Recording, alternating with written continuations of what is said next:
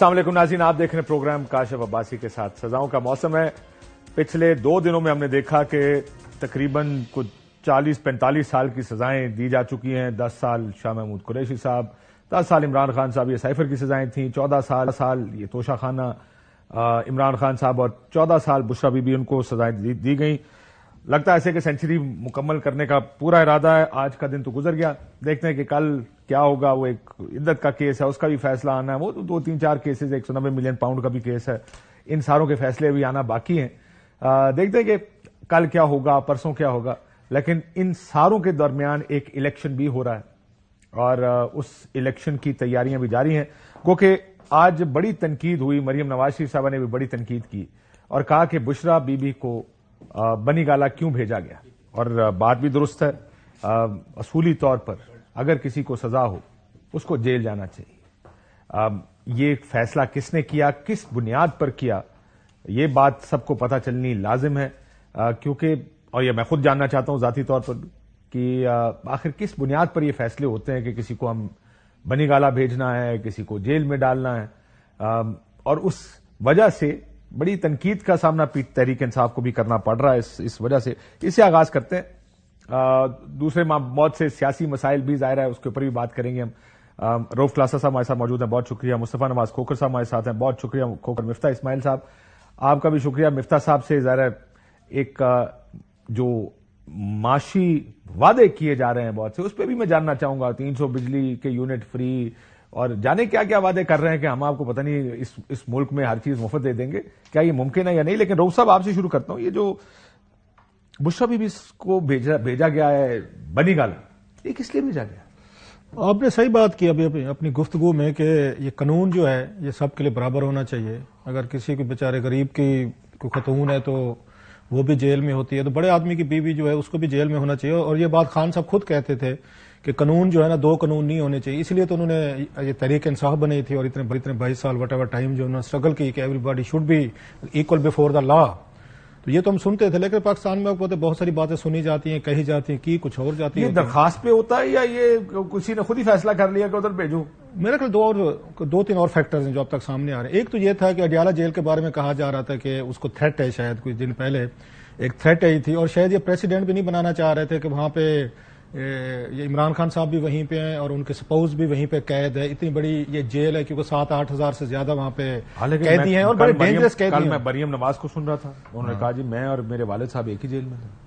وہ باپ ملنے نہیں دیتے، وہ غلط بحث ہے، لیکن ایک ہی جیل میں۔ اچھا، اس میں کیونکہ انہوں نے کہا جی ہمیں ایک تو تھریٹ آئی ہوئی تھی، پلس یہ تھا کہ 8-10 ہزار وہاں پہ کنوکٹڈ، وہ ساری کنوکٹڈ تو نہیں کہنا جی، بہت سارے کنوکٹڈ ہوں گے، ابھی بہت ساروں کا ٹرائل بھی چل رہا ہوگا، تو بڑے ڈینجرس قسم کے وہاں پہ وہ بھی ہیں، ٹیررسٹ بھی ہیں، یہ بینڈ آرگنائزیشن کے بھی ہیں۔ اور مجھے یاد ہے میری کسی جیل حکام سے بات ہوئی تھی جب اٹک جیل لے کر گئے تھے، میں نے کہا جناب یہ آپ ان کو پنڈی جیل میں نہیں رکھا تو اٹک جیل لے گئے، کیونکہ خان صاحب کو تنگ کرنا مقصود ہے یا کوئی سکور سیٹل کرنے، کیونکہ آپ کو یاد ہوگا نواز شریف صاحب بھی اٹک میں رہے تھے، اگرچہ وہ قلعے میں رہے تھے، لیکن بات تو ہے کہ انہوں نے ایک بڑی اہم بات بتائی تھی۔ انہوں نے کہا جناب کہ آپ کا میڈیا تو یہ کہہ رہے ہیں نا کہ شاید کہ ان کو ہم پنش کرنا چاہتے ہیں، سزا دینا چاہتے ہیں، تنگ کہتے ہیں، نہیں، یہ اڈیالہ جیل جو ہے یہاں پہ سب سے زیادہ ہارڈینڈ یا کرمنلز بھی ہیں، ڈینجرس یہاں پہ لوگ بھی ہیں، اور اس سے بڑھ کر اس کی کیپیسٹی جو ہے وہ 3-4 ہزار کے قریب تھی۔ 8-10 ہزار بندے ہم نے رکھے ہوئے، سو ان کو مینج کرنا، کراؤڈ کو ذرا اگین سنبھالنا، خدا نہ خاصا کوئی جیل میں بعض دفعہ کوئی اب سچویشن ہو جاتی ہے، کوئی رائٹس ہو جاتے ہیں، کوئی پرابلم ہو جاتے ہیں۔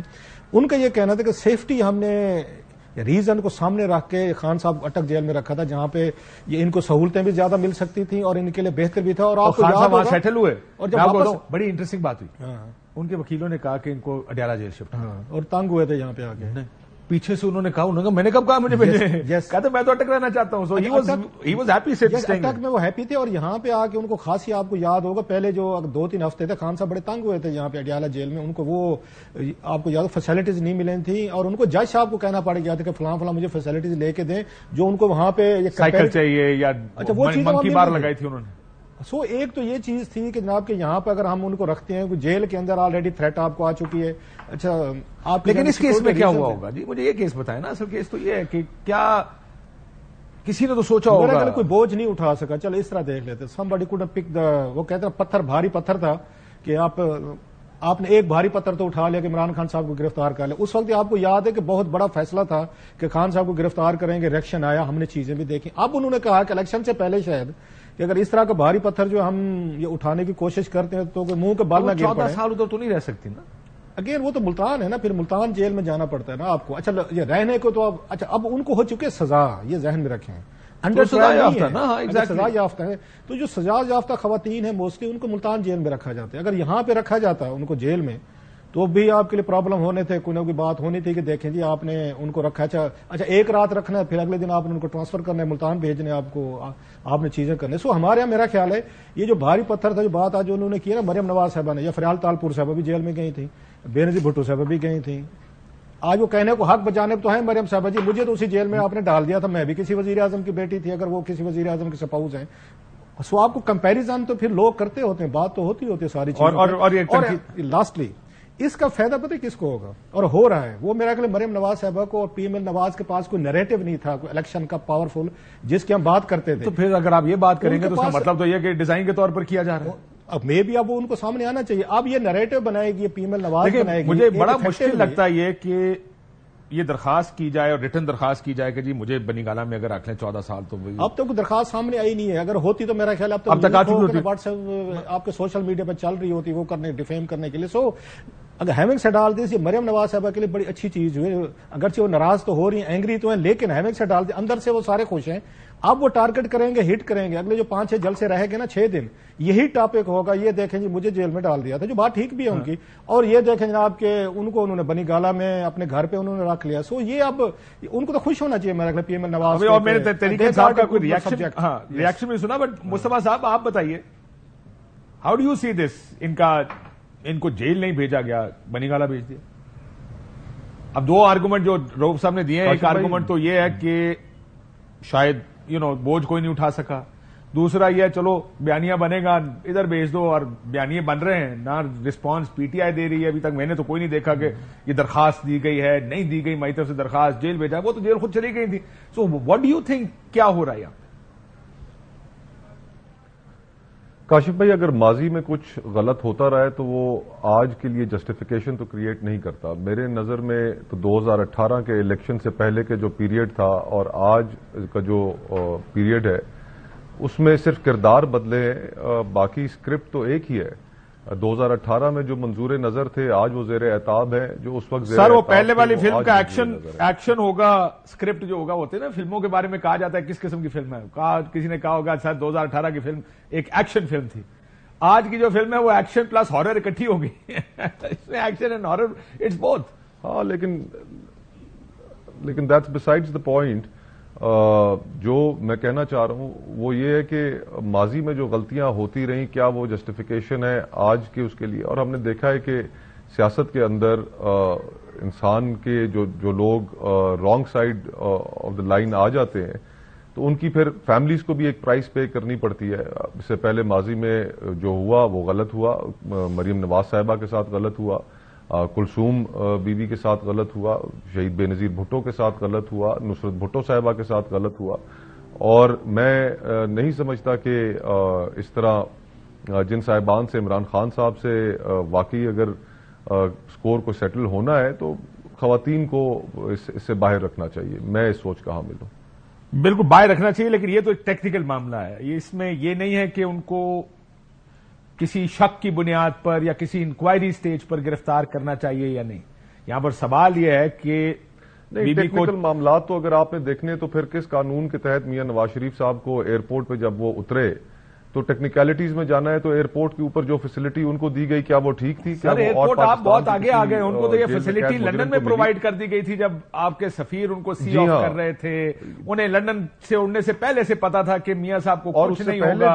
اس سے پہلے بھی کہ پاکستان میں یہ فیسلٹی کس قیدی کو اویلیبل ہے کہ وہ باہر کے ملک جا کر اپنا علاج کرا سکے. ٹیکنیکلٹیز پہ آنا ہے تو پھر ٹیکنیکلٹیز میں تو اس کی بھی گنجائش نہیں تھی. ٹھیک, تو یہ ہم سب کو حقیقت کا پتہ ہے کہ پاکستان میں کیا حقیقت ہے, ہم اس سے صرف نظر کر جائیں وہ ایک الگ بات ہے. لیکن میں یہ سمجھتا ہوں کہ جہاں پر مشکلات ضرور ہیں تحریک انصاف کے لیے یا کسی بھی جماعت کے لیے ہوں, جو پاکستان کی سیاست ہے آخرکار ہم نے انہی حالات کے اندر سیاست کرنی ہے, اس کے اندر فیملیز کو باہر رکھنا چاہیے. اور مجھے مریم نواز صاحبہ نے اگر یہ اسٹیٹمنٹ دی ہے, اس معاملے کو اٹھا رہی ہیں, تو مجھے ان کی اس گفتگو میں وینجنس کا عنصر زیادہ نظر آتا ہے. انسان کے ساتھ اگر خود کچھ بیتی ہے تو وہ چاہتا ہے, میں تو کم از کم اپنے خود تو یہی چاہوں گا کہ اگر خدا نخواستہ میرے ساتھ کچھ ہو تو وہ میرے کسی مخالف کے ساتھ بھی نہ ہو. انسان کو گریشیس ہونا چاہیے, اس کے اندر تھوڑی بہت ایک ایمپتھی ہونی چاہیے.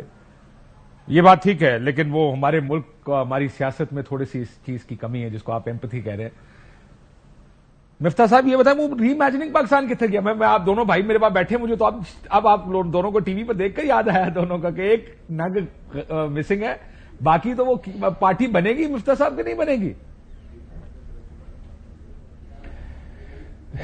شکریہ کاشف بھائی. دیکھیے, ری امیجننگ پاکستان اپنی جگہ ہے. ہم اب بھی یہ سمجھتے ہیں کہ پاکستان کے اندر ہم نے 75 سالوں میں پاکستانیوں کو فیل کیا ہے, کہ ہم نے پاکستانیوں کی وہ خدمت نہیں کی ہے یا ان کو وہ قرض نہیں چکایا ہے جس کا ہمارے اوپر حکمرانوں کے اوپر قرض تھا, اور پاکستان کی گورننس فیل ہوئی ہے.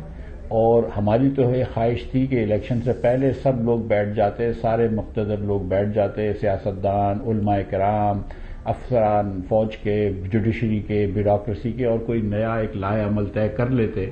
لیکن ایسا نہیں ہوا. امید کرتے ہیں کہ الیکشنز کے بعد ہو. رہی ہماری پارٹی کی تو وہ بنے نہ بنے, لیکن جو بات رؤوف بھائی نے کی ہے یا مصطفیٰ نے کی ہے کہ اب ہم بہنوں, بیٹیوں, بیویوں کو بھی نہیں چھوڑتے. اب انہوں نے نام لیا, علی فریال کا نام نہیں لیا انہوں نے, وہ بھی جیل میں گئی تھی. میں جب جیل میں تھا تو وہ جیل میں تھی. تو یہ کافی ہم نے, اور چلو, اور میرے خیال سے یہ جو بشرا بیوی ہیں ان کے پاس تو کوئی حکومت کا عہدہ نہیں تھا, مریم کے پاس بھی کوئی حکومت کا عہدہ نہیں تھا. تو تھوڑا سا ہم کو اب تھوڑی سی سویلٹی جو ہے وہ اپنی پالیٹکس میں لانی پڑے گی.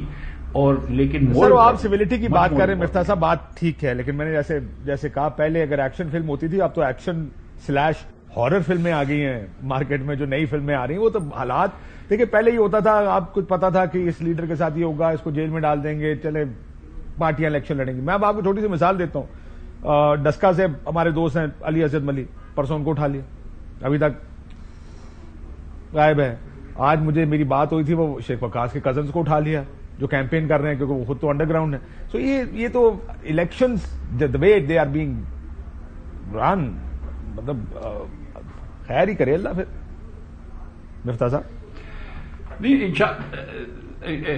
کاشف بھائی دیکھیں, جو بات میں کرنا چاہتا ہوں, جو ری امیجننگ کی بات ہے, وہ یہ ہے کہ آج 75 سال کے بعد بھی پاکستان کے اندر 40% آدمی خط غربت کے نیچے ہے. 9 کروڑ ہمارے پاکستانی بھائی بہن خط غربت کے نیچے ہیں.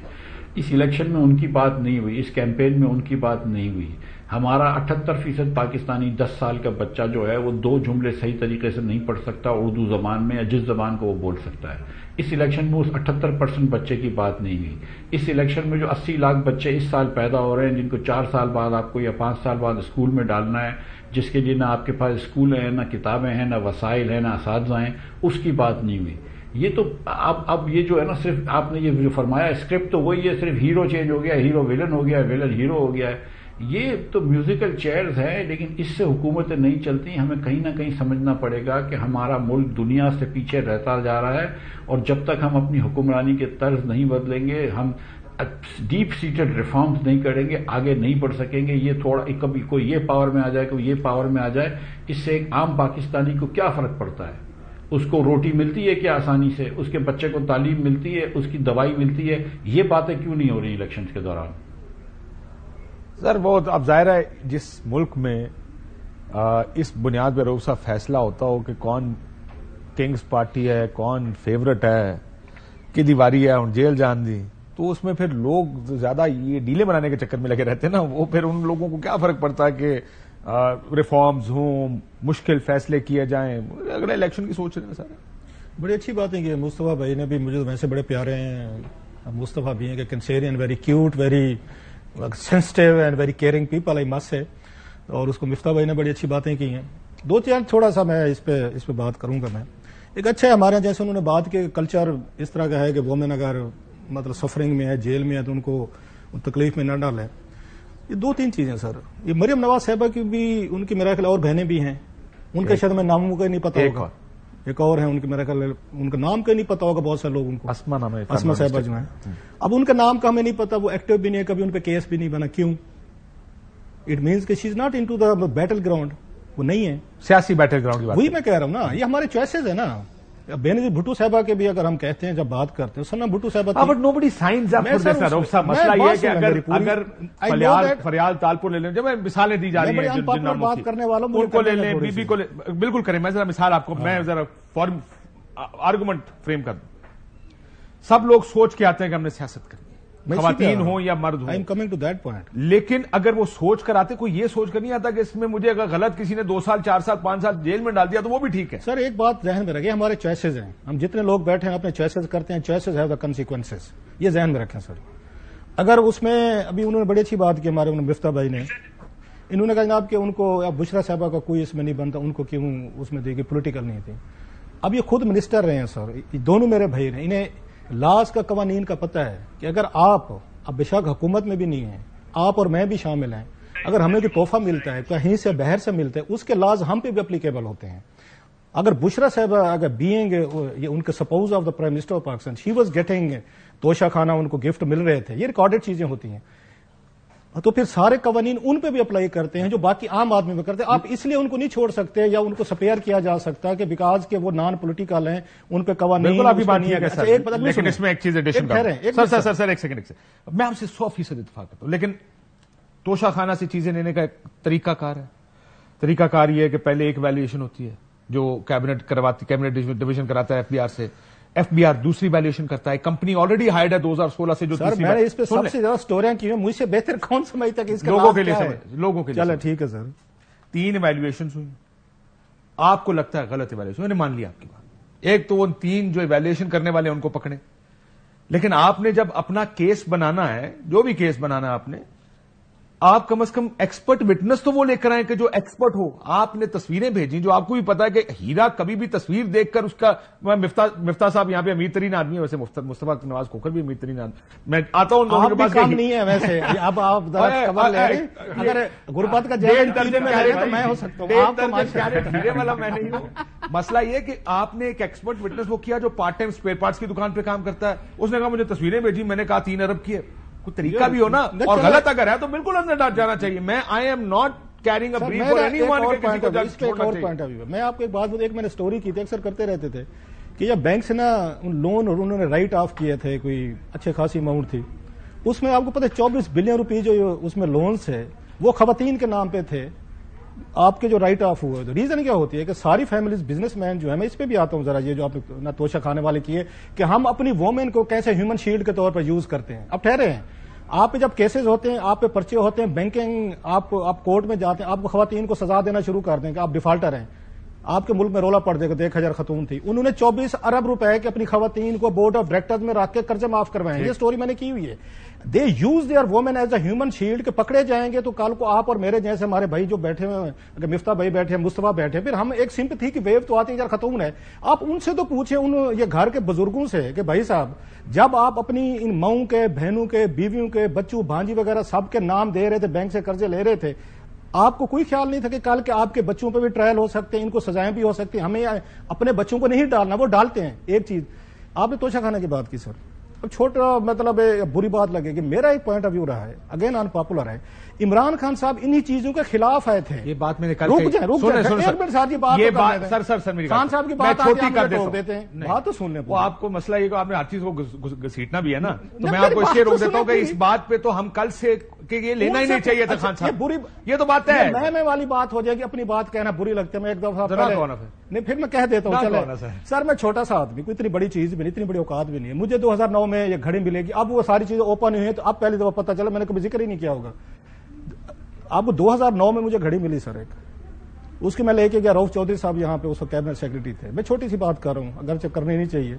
मैं उनके पास गया, उन्होंने घड़ी रखी, उन्होंने यही बात की जो आप कह रहे हो, रऊफ साहब कानून के तहत आप इसको रख सकते हैं, 10% था उस वक्त, तो ऐसे करते हैं इसकी इवैल्यूएशन करवा लेते हैं। मैंने कहा सर मैंने ना इसकी इवैल्यूएशन करवानी है, ना मैंने रखनी है, आप इसको डिपॉजिट करें। रऊफ चौधरी साहब जिंदा हैं और अगेन आई होप सुन तो लेना पूरी सर।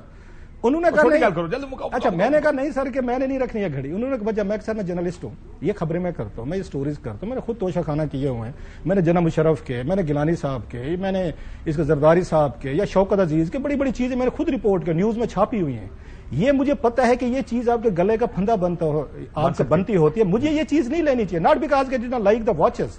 اچھا انہوں نے اگلے دن پتہ کیا کیا, انہوں نے کہا رؤف ایسے یہ تھوڑا جذباتی ہوگا, انہوں نے پوری ایویلویشن کروا کے میرے گھر پہ واچر بھجوایا کہ یہ آپ اس کی پیمنٹ کر دیں, 1,20,000 روپے اس کی پرائز بنی, انہوں نے کہا 16,000 روپے دے دیں.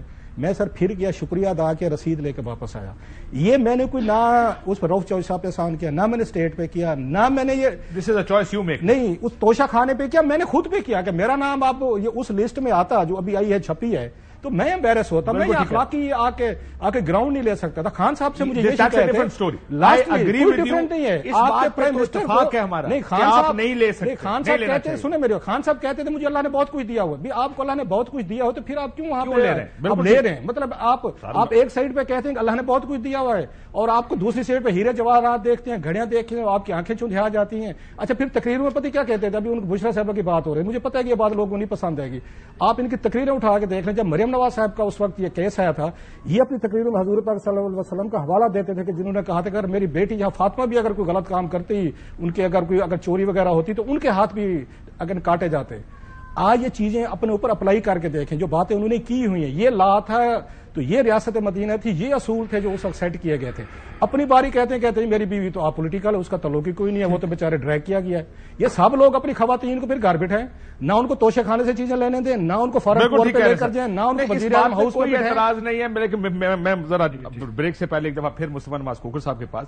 سر رؤف صاحب, یہ آرگومنٹ تو ہے ہی نہیں کہ کسی کو خاتون ہونے پر اگر غلط کیا ہے تو جانے دیا جائے.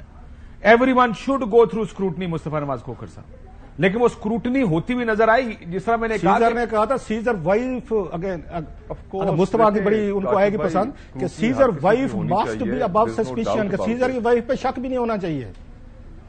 سر آپ تو یہ کہہ رہے ہیں سر خرابی ثابت ہوئی, میں تو آپ کو کہہ رہا ہوں آپ کو پتا خرابی ثابت کیسے ہوئی, تو ہو چکی آپ اور میں نے تو نہیں دی. سر وہ آپ مسئلہ یہ جس طرح آپ مجھے کہہ رہے ہیں نا, میں بیچ میں آ گیا, اور چونکہ فیصلہ آ گیا ہے, ہر فیصلہ آپ نہیں مانتے, لیکن کیونکہ خان کے خلاف فیصلہ ہے تو تم مان لیا. سر کوئی نہیں مان, میں نے کبھی اس پہ بات نہیں ہوئی. اگین جو نو میں سب کی بات کرتا ہوں. مصطفیٰ کھوکھر صاحب, سوری سر, جو ہو وہ اپنا جواب دے, اس پہ کسی کو اتنا شک ہے. میں سوال فریم کر دوں, ذرا پوچھ کے جواب لے لیں یا پھر آپس میں کر لیں, مجھے تو سمجھ نہیں آ رہی کہ کیا کروں. حوصلہ کریں, میں یہ کہہ رہا ہوں کہ اس بات پہ کسی کو یہ نہیں کہہ رہا کہ کسی کو کلین چٹ ملے, جانے دیا جائے. سوال یہ ہے کہ کیا جو پروسیس ہے وہ پروسیس کیا ٹرانسپیرنٹ نہیں ہونا چاہیے, صاف ستھرا نہیں ہونا چاہیے. جی آف کورس, دیکھیں اس میں تو کوئی شک والی بات ہی نہیں ہے کہ پروسیس ٹرانسپیرنٹ ہونا چاہیے, جو فیئر ٹرائل کے سٹینڈرڈز ہیں وہ پورے ہونے چاہیے. اس پہ تو بحث ہی نہیں ہے. بحث اس چیز پہ ہے کہ اس ملک کے اندر میرٹ کے اوپر کہاں فیصلے ہوتے ہیں. ایک وقت 6 جج سپریم کورٹ کے بیٹھ کر کہتے ہیں پٹی دا نیشن, کہ حیف ہے اس قوم پر, اور میاں نواز شریف صاحب کو ایک سزا سنا دیتے ہیں. اور پھر اس کے بعد آج اگر جو واقعات میرا خیال ہے پیٹی دا نیشن پہ گیلانی صاحب گھر گئے تھے, فار ناٹ مسٹیک, نہیں؟ یس. بہرحال نہیں, وہ کھوسا صاحب نے یہ پٹی دا نیشن کہا, وہ انہوں نے پہلے لکھا تھا ادھر behind every fortune there is a crime, یہ میاں صاحب کے کیس میں 2012. اور آج سے 4-5 سال بعد اس چیز کی کیا گارنٹی ہے کہ یہی سپریم کورٹ اور اس کے دیگر ججز بیٹھ کے یہ نہیں کہہ رہے ہوں گے کہ یہ معاملات جو اس وقت کے جو فیصلے کیے گئے یہ ٹھیک نہیں کیے گئے. تو ہمارے ہاں جو اصل مسئلہ ہے وہ تو عدلیہ کی کریڈیبلٹی کا ہے, کہ عدلیہ کی کریڈیبلٹی ہے کوئی نہیں. ایک وقت میں فیصلے اور آتے ہیں, دوسرے وقت میں فیصلے اور آتے ہیں. وقت کے ساتھ ساتھ عدلیہ ہماری بدلتی رہتی ہے, نظریہ ضرورت آج بھی اپنی جگہ پر موجود ہے. تو جب تک ہم عدلیہ کی کریڈیبلٹی ایسی نہیں ہوگی کہ تمام فریقین کو اس کے فیصلوں کے اوپر اعتبار ہو کہ ہاں انہوں نے جو فیصلہ کیا ہے وہ ٹھیک ہے. ہمیں پتہ ہے کہ آج کے جو فیصلے ہیں وہ کل بدلے جائیں گے, جو ماضی کے فیصلے تھے وہ آج بدلے جا رہے ہیں. تو آپ کون سی اسکروٹنی کی بات کر رہے ہیں, کون سے میرٹس کی بات کر رہے ہیں, کس کو صحیح مانیں کس کو غلط مانیں؟ یہ بات ٹھیک ہے سر, ٹرانسپیرنسی نہیں ہے نا, کیونکہ سسٹم ایسے کام کرتا ہے. اس کو سسٹم کو کیسے ٹھیک کرنا ہے, جیسا مفتاح صاحب پہلے بھی ریفارمز کی بات کر رہے تھے, سر تھوڑی سی اس کی بھی بات کر لیتے ہیں بریک کے بعد, کہ we need to change the system then نا. The way the system is working, it can't work like this. 2023-24 آ گیا ہے اور سوشل میڈیا کا دور ہے, سب کو پتا ہے کہ حالات کیا ہے, واقعات کیا ہے. ایک بریک لیتے ہیں, بریک کے بعد ذرا یہ ریفارمز کی بھی بات کر لیتے ہیں کہ کیا واقعی پولیٹیکل پارٹیز ریفارمز کرنا چاہتی ہیں. ویلکم بیک ناظرین. مفتاح صاحب, یہ بات ہو رہی تھی حالات, واقعات, روف صاحب سے بھی جب بات ہوئی تھی کہ سزائیں ہو رہی ہیں, وہ ایک علیحدہ بحث ہے کہ کیسے ہو رہی, بٹ ہو رہی ہیں.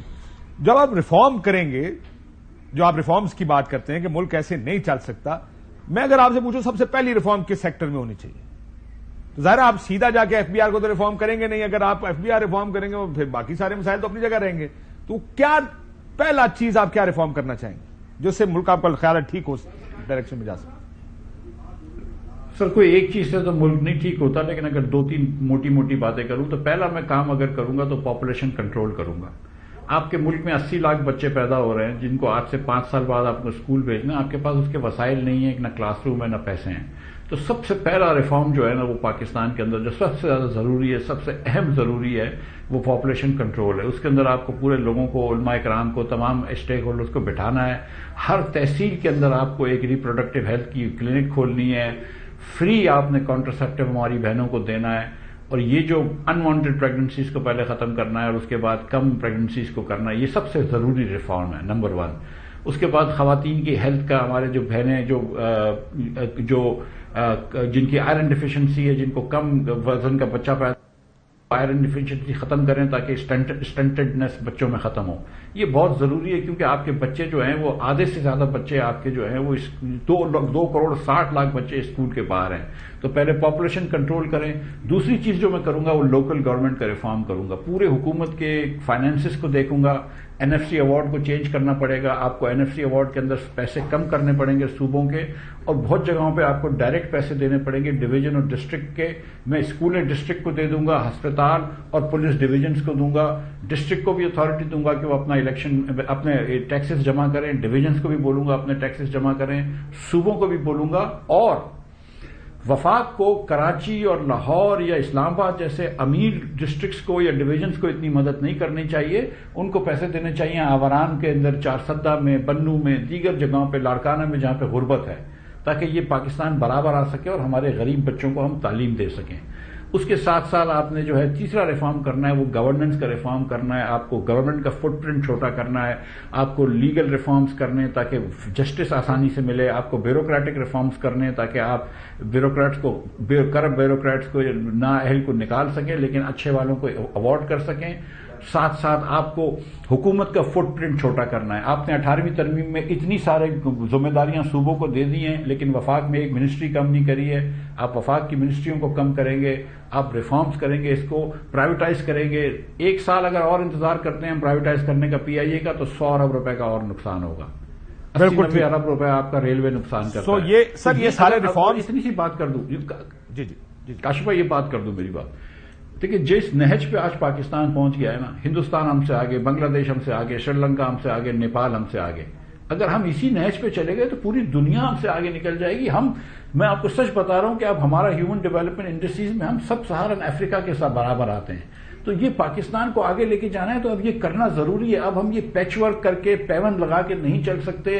ہم نے دیکھ لی ہیں جمہوریتیں اس ملک میں, ہم نے دیکھ لی ہیں ڈکٹیٹرشپ, ہم نے دیکھ لیا ہائبرڈ نظام, ہم نے بہتری نہیں دیکھی ہے. اب ہم کو یہ سمجھنا پڑے گا کہ سب لوگ مل کے بیٹھیں اور اس ملک کو آگے لے کے جائیں, اور اس ملک کے اندر فنڈامنٹل ریفارمز کی ضرورت ہے.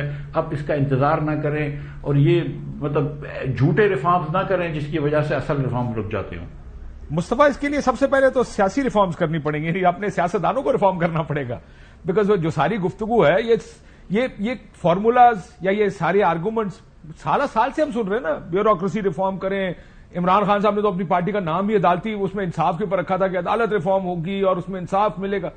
لیکن اس ملک میں تو سیاستدان کو میں نے کوشش کرتے ہوئے بھی نہیں دیکھا کہ اس نے یہ اس طرف کچھ کیا. سب سے پہلے تو آپ کو پالیٹیشنز ریفارم کرنی پڑے گی کہ میرے ملک کے جو سیاستدان, جو وزیر اعظم بنے یا جو پارٹی کے ہیڈز ہیں, وہ ریفارم ہوتا کہ یہ سارا کام شروع, وہ بدلے لینے سے باہر نہیں آتے. بالکل ٹھیک کہہ رہے ہیں. اور المیہ یہ ہے کہ سیاسی جماعتیں اور جو ان کے قائدین ہیں ان کی ترجیحات میں اب یہ ریفارمز بھی شامل نہیں ہے, ملک کے اندر اصلاحات بھی شامل نہیں ہے, عوام کے اندر فلاح خوشحالی لے کر آنا, نظام انصاف کو تبدیل کرنا, یہ ساری چیزیں جو مفتاح بھائی نے کہیں.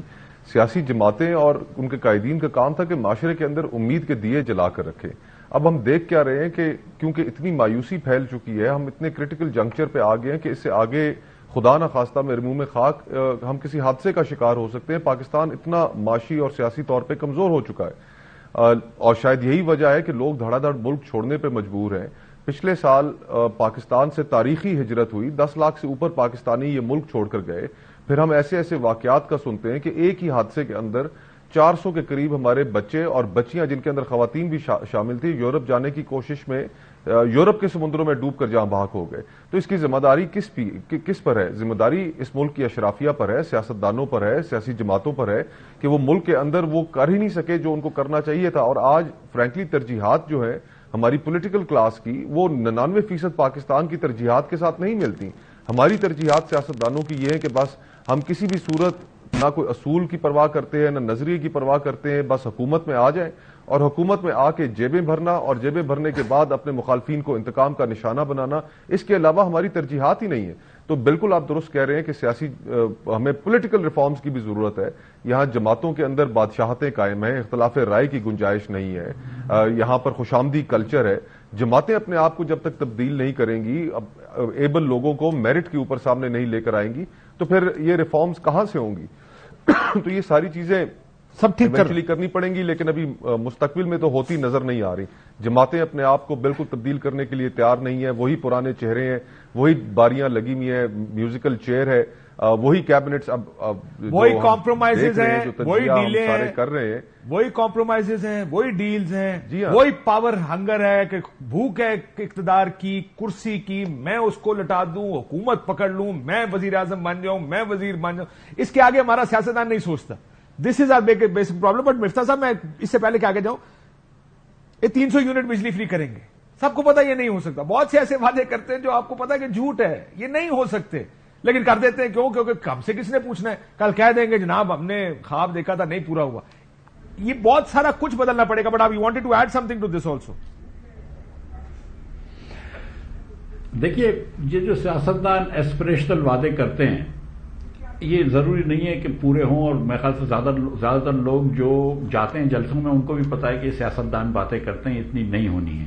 اب دیکھیں، لیکن میں آپ کو سچ بتاؤں کہ 2018 میں عمران خان صاحب کو ایک گولڈن چانس تھا۔ وہ ایک بات کرتے تھے، انصاف کی حکومت آئی، ان کے ساتھ آرمی کا پوری سپورٹ تھی، لیکن انہوں نے ہم کو فرح گوگی دی، انہوں نے ہم کو عثمان بزدار دیا، انہوں نے ہم کو شہزاد اکبر دیا۔ تو ادھر مطلب ناؤ ایک مرتبہ پھر یہ چانس آیا ہے، ہم کو ہر 4-5 سال بعد چانس آتا۔ اس بار قوم بڑی مایوس ہے، وہ امید آج قوم کے نہیں ہے جو 13 میں 18 میں تھی۔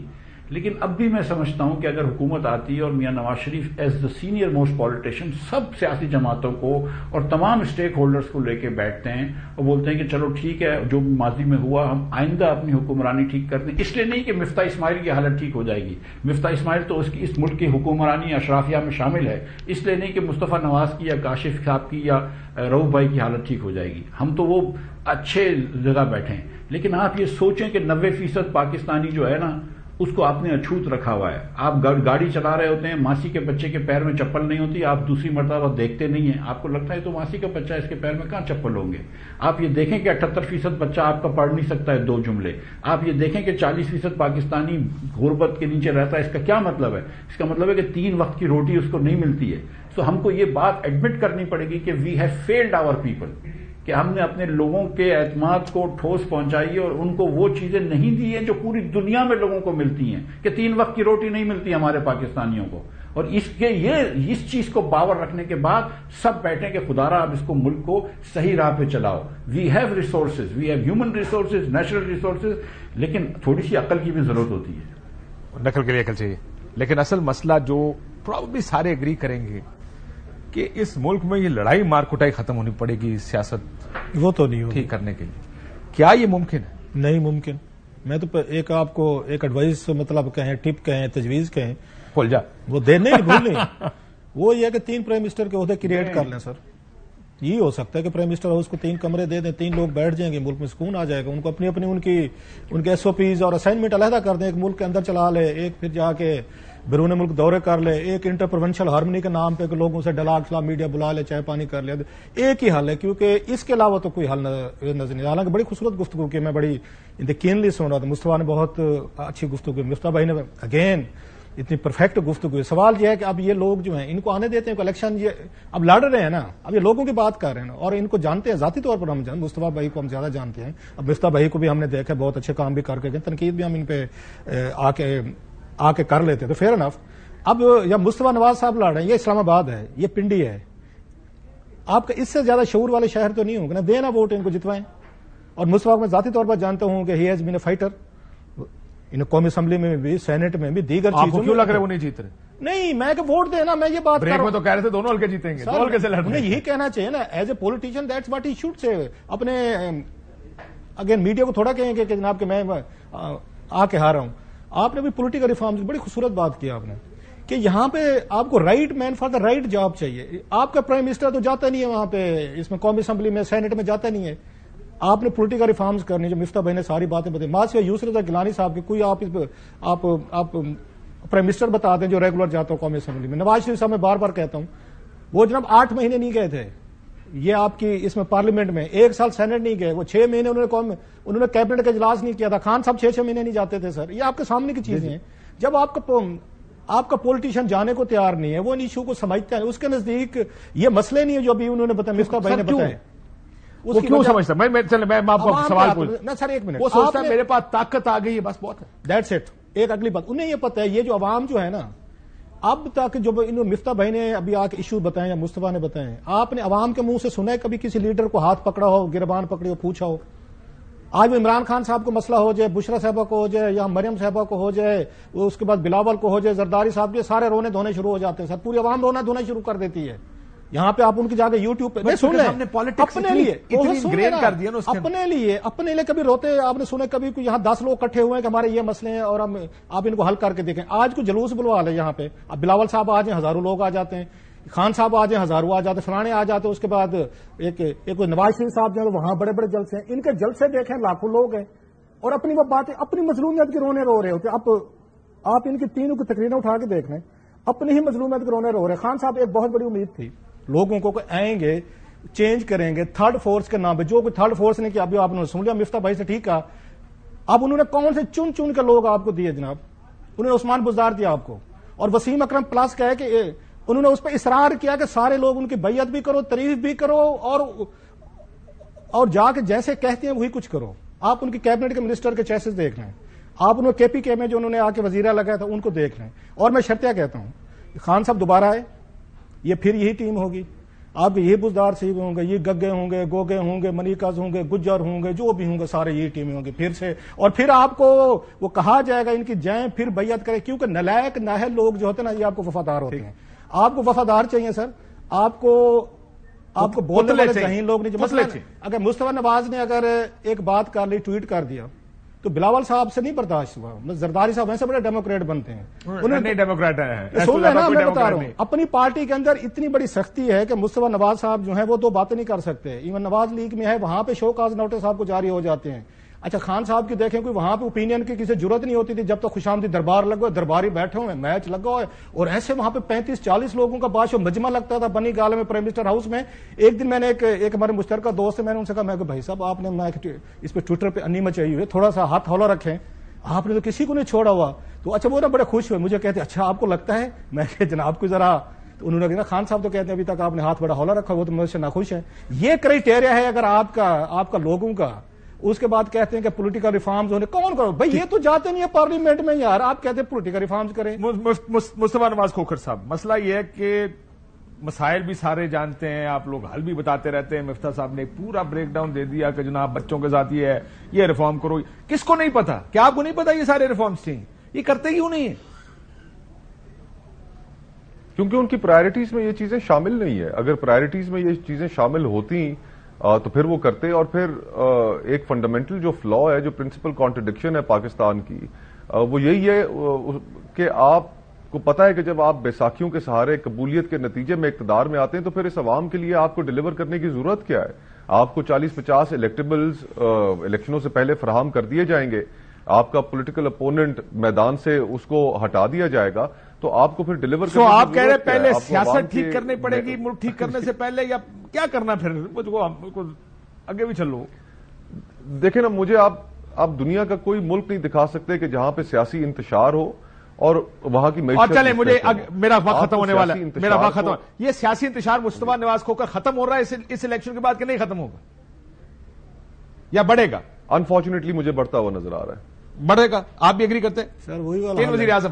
مفتاح صاحب آپ کو لگتا ہے کہ کچھ سیٹلمنٹ ہوئے گی 30-40 سیکنڈ میں کہ یا انتشار بڑھے گا بیکاز اس طرح کا الیکشن؟ دیکھیے یہ الیکشن میں جو بھی جیتے گا اس کو وہ مینڈیٹ نہیں حاصل ہوگا کہ جو کہ ایک ونر کو ہونا چاہیے. یہ بات تو ہم کو سمجھنی چاہیے. اگر ہم یہ بات سمجھتے ہیں کہ وہ مینڈیٹ نہیں ہے تو پھر ہم کو بڑے دل رکھ کر سارے پاکستانیوں کو ملانا پڑے گا, ایک لارج ٹینٹ میں سب کو لانا پڑے گا اور بولنا پڑے گا کہ دیکھو چلو ہم کو پتا ہے کہ یہ مسئلہ. سر لیکن یہ بھی کوئی نہیں کرتا نا, مجھے بریک لینے کا کہا جا رہا ہے. مسئلہ یہ کسی کا ایجنڈا نہیں کہ ساروں کو اکٹھا کر دیا جائے, اور مجھے لگتا ہے اکٹھے ہوں گے بھی نہیں. ایک بریک لیتے ناظرین, بریک آؤٹ آپ کے ساتھ. ناظرین یہ جو گفتگو کی جا رہی تھی کہ سارے اکٹھے بیٹھے, اس لیے نہیں ہوگا کہ سارے کہتے ہیں اکٹھے صرف اس وقت بیٹھے جب کرسی اقتدار کی میرے پاس ہو. لیکن یہ سب کو ماننا پڑے گا کہ جب تک اس ملک میں سیاسی اسٹیبلٹی نہیں آئے گی ملک ٹھیک نہیں ہو سکتا. ایک چیز جو تحریک انصاف کے منشور کی مجھے ذاتی طور پہ پسند آئی ہے وہ یہ کہ اسمبلی کی مدت 4 سال ہونی چاہیے. 5 سال دا برداشت اس ملک میں کسی کے پاس نہیں ہے. اس مدت کو 4 سال کریں, چھوٹا رکھیں, سولوشن اورینٹڈ رکھیں, اور اس کے بعد پھر اچھے پرنسپلز نہ سارے تیار ہو جائیں کہ مجھے فائدہ ہے تو میں ہر غلط کام کرنے کو تیار. اجازت دیجیے, اللہ حافظ.